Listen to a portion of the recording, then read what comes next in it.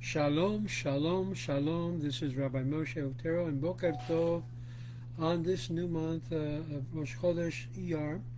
And we're entering into this new month with new light, with new expectations, and with obviously God's blessing in everything that we do, which is of great importance to all of us, those of us that wish to have the divine blessing, as it were, always upon us. Now, in this morning, we're going to continue the study of Sefer Haikkarim.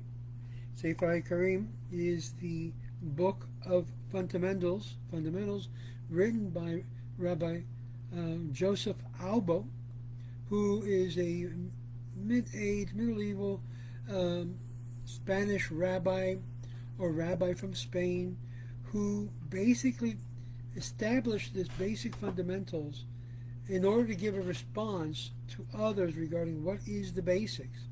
So we're now in Book 2, Chapter 29 of this great work of Rabbi Albo. Those of you who've been following me have seen that we have really proceeded into a lot of areas. Last video we talked about the sacred name, the holiness of the sacred name, and in today's video we're going to look at the word light as is applied by Rabbi Albo to the concept of light in general. So the word or in Hebrew means light, and when it's applied it refers to the light which is perceived by the senses, as the expression, who giveth the sun for a light by day, and or by day. As soon as the morning was light, or, and inasmuch the light shows a person the way, the same is applied also metaphorically to denote the guidance and leading, as in the verse, and the nations shall walk at thy light, which means shall live by the guidance which they receive from thee. It is also used to denote divine guidance, as an expression, come and let us walk in the light of the Lord, or Hashem. For this reason the Torah is called light. For the commandment is a lamp, and the Torah is a teaching. His teaching is light, because it guides and leads one to eternal happiness. So anyone who wants some light and thinks they're going to get it from a different source than the Torah need to know that the Torah is the light, is the lamp towards our walk. Inasmuch as light causes pleasure to the soul, as we read, and the light is sweet, the name light is also applied figuratively to the corporeal pleasures. The Jews had light, as well as spiritual pleasures. Light is sown for righteous, and gladness for the upright in heart. It's also applied metaphorically to denote goodwill. In other words, in the light of the king, the countenance is life, and the light of the countenance, because thou was favorable unto them, and cause thy face to shine, and we shall be saved. And it's also applied to the soul. The light of the righteous rejoices, but the lamp of the wicked shall be put out. It's applied also to the understanding of wisdom, of chokhmah. A man's wisdom makes his face shine. Hence, folly is called darkness. When people get involved into bad things, it's considered as if it were darkness. And as we've seen, our society is full of darkness, and is applied also to this aspect. But the fool walketh in darkness, not light. It's also applied to things which are free from matter. And the earth did shine with his glory. It's applied to God himself, and the light of Israel shall be for a fire, and his Holy One for a flame. The reason for this, it follows. The existence of light cannot be denied. Light is not a corporeal thing, and it's because of the faculty of sight and visible colors to pass from potentiality to actuality. It delights his soul, or the soul, and one who has never seen the luminous bodies in his life cannot conceive color, nor the agreeableness and delightfulness of light.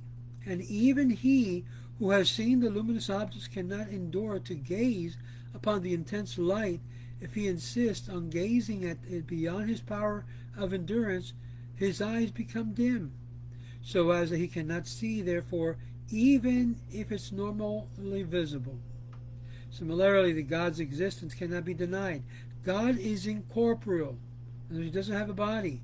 He causes things to pass from potentiality to actuality, and this is a wonderful delight in apprehending of God's delight, as we just mentioned. And even wise men who pray into the matter and pry into the matter more deeply than that is proper, because of the blind and confused, as the rabbis say, Rabbi Azai looked and was stricken.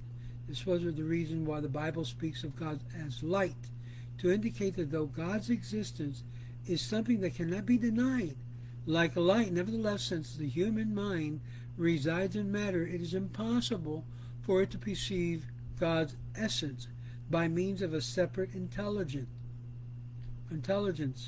except a little bit. And in this apprehension, there is a wonderful spiritual delight that man cannot conceive.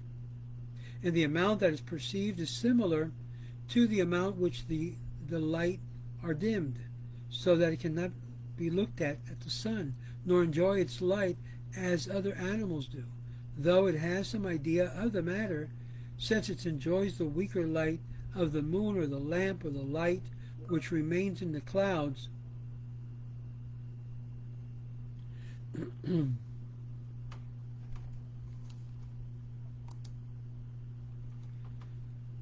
But by reason of the intensity of the sunlight, the eyes of the bat are dimmed, and so the idea of the matter, since it enjoys the weaker light of the moon and the lamp and the light which remains in the clouds after the sunset.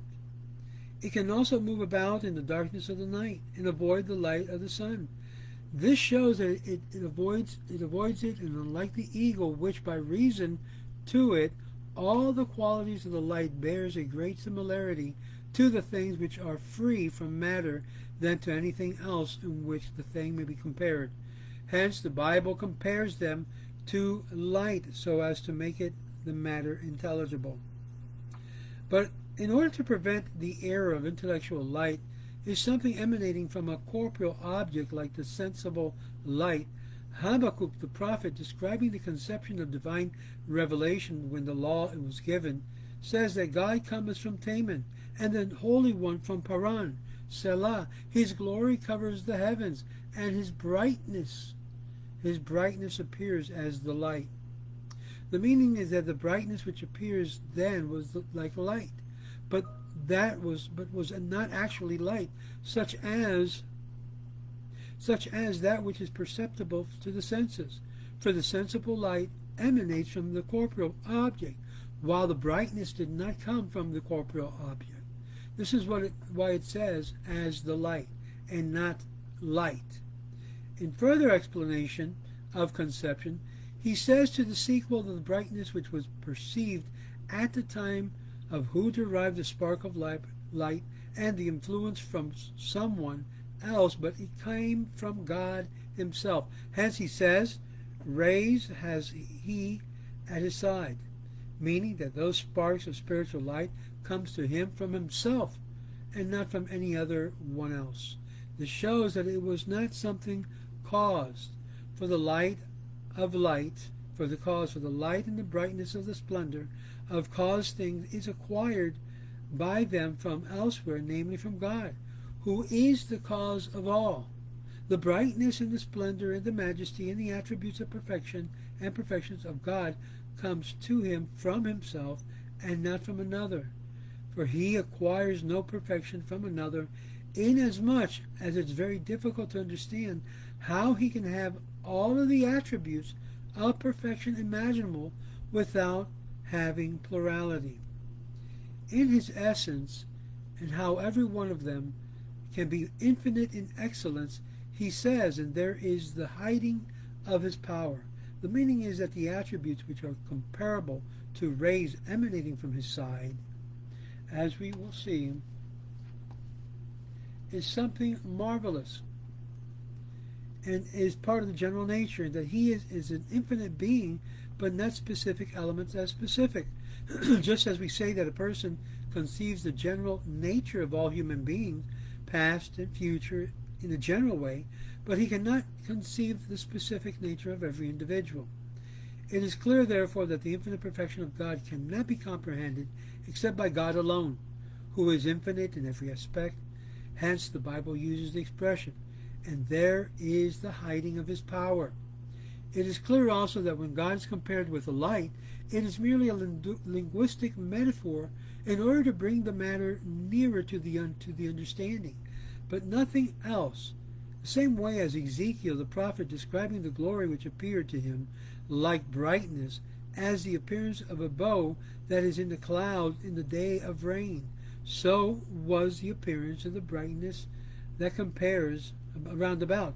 That was the appearance of the likeness of the glory of the Lord, and he compares it with the appearance of how, not because it's similar to the appearance, but because of the colors seen in the bow are not really such as they appear, their appearance being due to the mixture of the different vapors.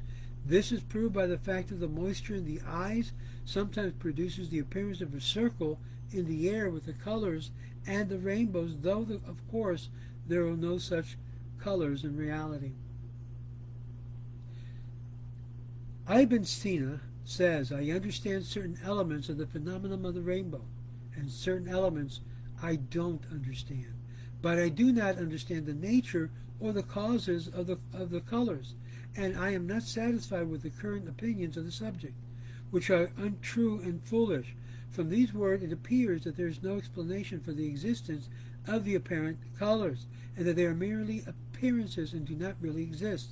And this is why the rabbis say, if one looks upon the rainbow, his eyes become dim. The meaning is that if one looks carefully at the colors which appears in the rainbow, he will find that the eyes are dim, because they see what does not exist. This is the reason of the prophet compares the appearance of the brightness of the glory which he saw in those days colors to indicate the attributes under which God appeared to the prophets do not exist in reality. So the appearance of the rainbow is not in reality such as it seemed. This is why he says, I fell upon my face. We understood that the light and the brightness which appeared to him were not objective realities, he said.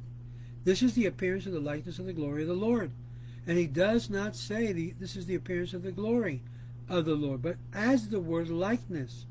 Like, because a thing which is free from matter cannot be perceived by the senses, for his senses can perceive only accidents of things, but a separate intellect has no accident. Having said therefore that he had seen colors like those of the rainbow, he was obliged to say that it was the color of the likeness of the glory of the Lord, and not the color of the glory itself, which has no color. And therefore he fell upon his face and refused to look at these colors, so that he may not look to think that those colors were such in reality, and that God is corporeal, substance, and the subject of accidents. So he made it very clear that God is not a human being. Moses did precisely the same thing during the vision of the burning bush. At first, when he saw and thought that the thing he saw was corporeal object, he said, I will turn aside now and see the great sight. But then he was told, I am God of thy father, and knew that it was not a corporeal object. It became clearer to him that those colors which appeared in the flame of fire of the bush were not in reality such as it seemed. And therefore he hid his face, for he was afraid to look. His fear was due to the fact that the senses, from helping us to conceive a spiritual nature, hinder us from comprehending the truth, because they can perceive only the accident of a thing, like colors, like length, width, and so on. And this may lead one to think that an immaterial thing has accidents. And therefore Moses hid his face to show that the senses have no part in the conception at all, because there are no accidents in it, and hence the rabbis praise him for hiding his face. as a reward for hiding his face, he was given a shining countenance.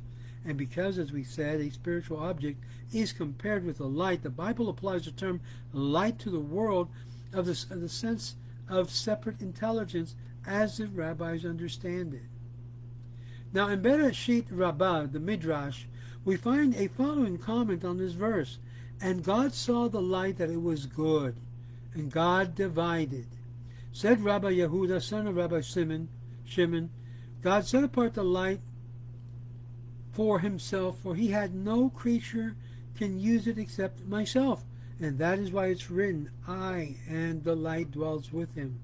Says Rabbi Abin, the Levite, and God took the light and wrapped himself up with the garment and caused his world to flash forth from its splendor, as it is written, who covers thyself with a light as with a garment. And the rabbi said, and he hid away for the righteous for the future, like a king who sees beautiful portions and says, this shall be my son, as it's written, light is sown for righteous. We thus see that all of these sages agree that it is not sensible that light that is meant, but that the reference of spiritual light, which is the world, of separate intelligence. Rabbi Yehuda, son of Rabbi Shimon, says that the human intelligence or intellect cannot comprehend them, and that they were created only on the might know the greatness of God and sing the praises before him. Rabbi Abin, the Levite, says that the light is casually prior to all other existing things, and that the spiritual substance were created to serve God, or as God's instruments. As the philosopher says that God looked upon the world of separate intelligence and caused existence to emanate from them, while the rabbis say that though the human intellect cannot be compared to the separate intelligence perfectly, the righteous may achieve immortality as a result of such limited understanding and may acquire of them. This is the meaning of the expression, he hid it for the righteous for the future world. So this light has the power to save and to illuminate even those who are finite beings, so they can become infinite. And here we conclude chapter 29 of Rabbi Albo Sefer Haikkarim, as we will look into chapter 30 in the next video, as men and animals differ in appreciation of light. And so stay tuned for chapter 30 in our next video regarding this. This is Rabbi Moshe Otero, and I do hope and pray that you have enjoyed this lesson this morning regarding the light. And you can see that Rabbi Albo continues to develop this concept of light in the different dimensions and what's really fundamental, and that is the belief in one God. Be part of the Ways of Israel. Join us. Very easy. Go to our group page, download our application for membership, become a member. It's only $100 a year or per person, and this way you can be able to participate in other areas, including receiving a membership card from the Ways of Israel as being a member of our organization. In addition to that, we also offer the opportunity that you can be able to be a sustainer of the Ways of Israel, very simply donating whatever amount on a regular basis. And right down below you'll find the links where you can click and donate.